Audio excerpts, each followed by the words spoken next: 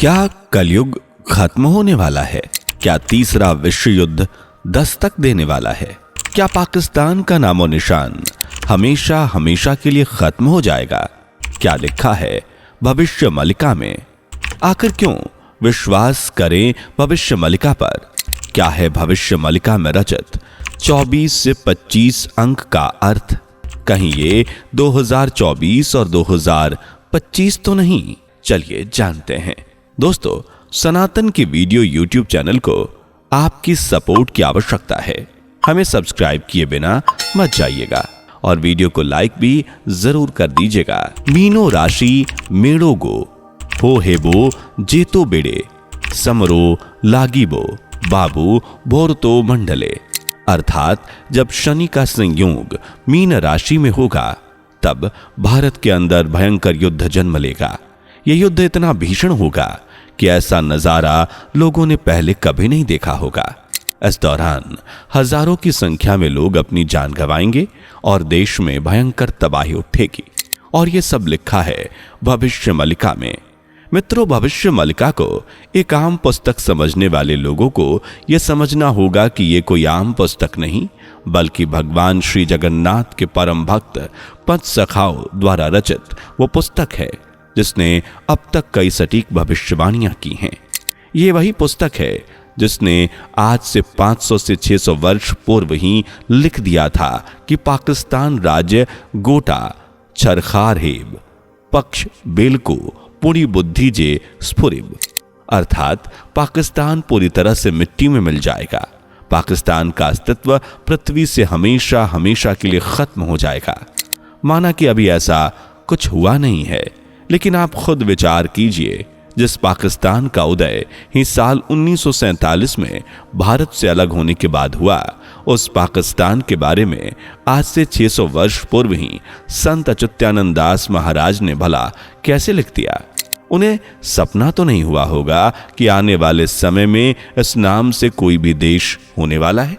सिर्फ यही नहीं, भविष्य मलिका में लिखा है कि उड़ीसा रे बड़बंध तियारी जे चीब सेड़बेल बाहु द्वारा भांगिण जे जीब हीराकुद बोली बंध रे जा नाम चीब बंद भाड बंगी सबो एक जेही होई पे, अर्थात श्री जगन्नाथ स्वामी की पवित्र धरा पर एक बांध बना होगा जिसका नाम होगा हीराकुंड।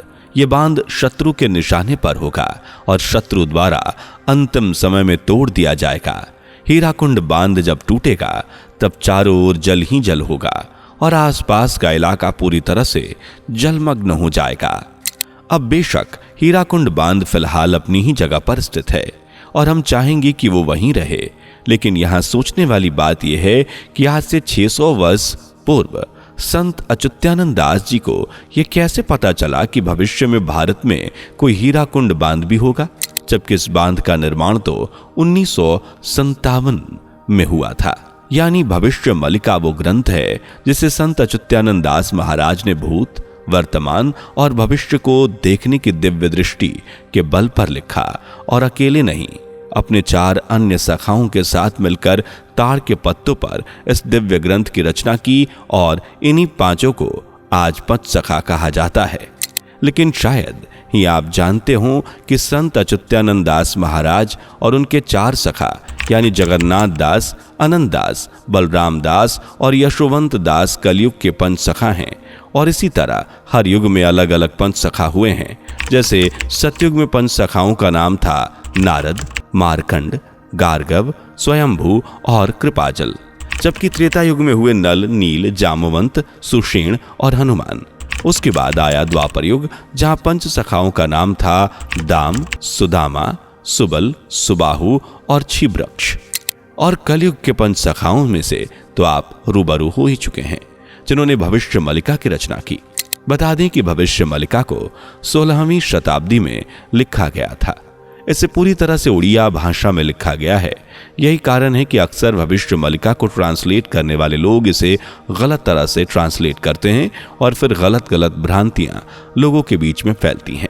जैसे भविष्य मलिका के 24 अंक का प्रयोग कई भविष्यवाणियों में किया गया है, जिसे लोगों द्वारा 2024 से जोड़कर देखा जा रहा है। इस तरह यहाँ 23 अंक का भी प्रयोग किया गया है, जिसे ट्रांसलेट करके कुछ लोगों का कहना था कि साल 2023 में चाइना द्वारा भारत पर आक्रमण किया जाएगा। लेकिन हकीकत में देखें तो ऐसा कुछ नहीं हुआ, क्योंकि भविष्य मलिका में रचित 24 या 23 अंक का अर्थ कतई भी साल 2023 या 2024 से नहीं है। हाँ, भविष्य मलिका में यह जरूर लिखा है कि 24 अंक में कुछ प्राकृतिक घटनाएं घटेंगी, महाविनाश, जल प्रलय जैसी और भी बातें लिखी हैं, लेकिन 24 अर्थात 2024 बिल्कुल नहीं है। इसका अर्थ कुछ और भी हो सकता है, जिसे शायद अभी तक डिकोड नहीं किया गया हो। वहीं गलत जानकारी की वजह से अक्सर भविष्य मलिका का नाम खराब होता है। लोग इसे झूठा ग्रंथ बनाकर मजाक उड़ाते हैं, लेकिन आपको बता दें कि भविष्य मलिका में ऐसे लोगों के लिए भी कुछ लिखा गया है। गुप्त प्रगत कोहित नोही अचंभित लोग बानी, चेतुआ भगत कहू बेलुसु अक्षंती जानी। अर्थात भविष्य मलिका की गोपनीय यानी गुप्त जानकारी को सुनने देखने के बाद भी कुछ लोग इसे हंसी में उड़ाएंगे, इसका मजाक उड़ाएंगे और भविष्य मलिका पर विश्वास बिल्कुल नहीं करेंगे। लेकिन उनके लिए इसे समझना, पचाना, गले से नीचे उतारना संभव नहीं होगा। आगे संत अच्युतानंद दास महाराज लिखते हैं कि माया अच धकारे गुड़ी रेहती बे अखिथाई सीजे कण, यानी कलयुगी मनुष्य माया यानी पैसे, लालच और विलासता में डूबा रहेगा।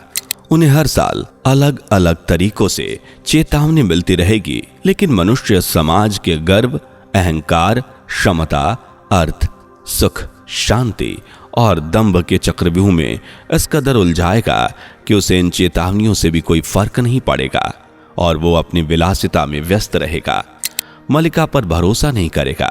लेकिन मित्रों, ये पूरी तरह से गलत है, क्योंकि भविष्य मलिका को किसी भी तरह से नकारा नहीं जा सकता।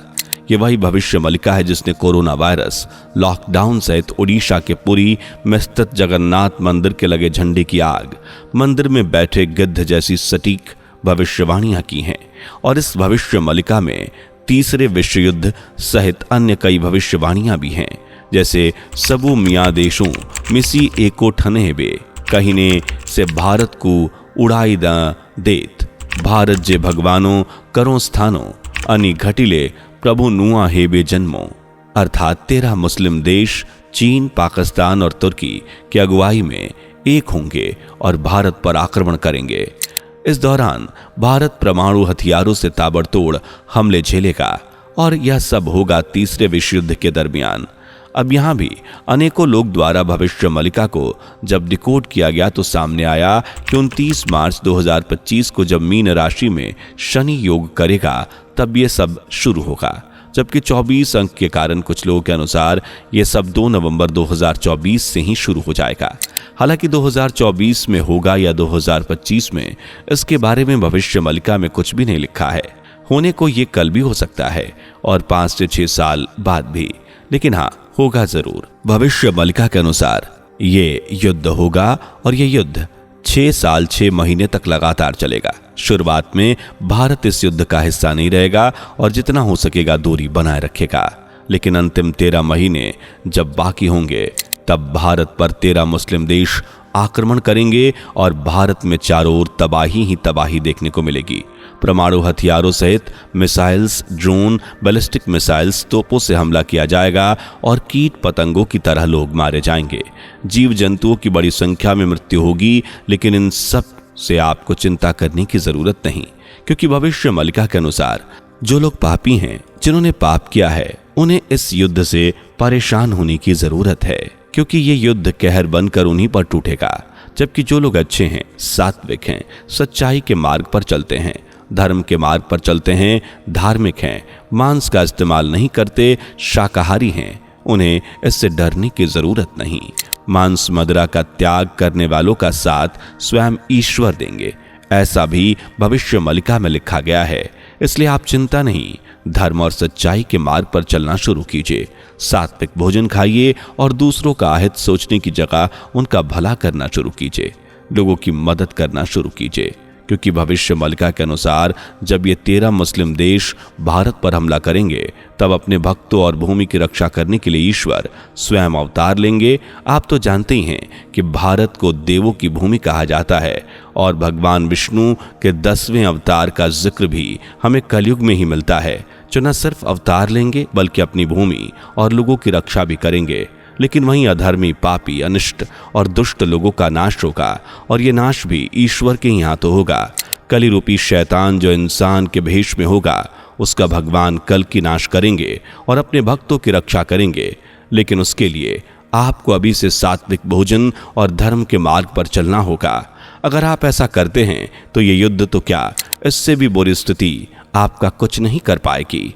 उम्मीद है हमारी ये वीडियो और भविष्य मलिका की ये भविष्यवाणी आपको पसंद आई होगी। वैसे आपको क्या लगता है, तीसरा विश्व युद्ध कब होगा? अपनी राय हमें कमेंट करके जरूर बताइए। वीडियो पसंद आए तो लाइक शेयर करके चैनल को सब्सक्राइब कर लीजिए और बेल आइकन को प्रेस जरूर कर लीजिए ताकि हमारी अगली वीडियो आपको समय पर मिल सके। दोस्तों, आपकी स्क्रीन पर 2 और वीडियोस दिख रही हैं, जिसे देखने के लिए स्क्रीन पर क्लिक करें। दोनों देखिएगा, बहुत अच्छी वीडियो बनी है।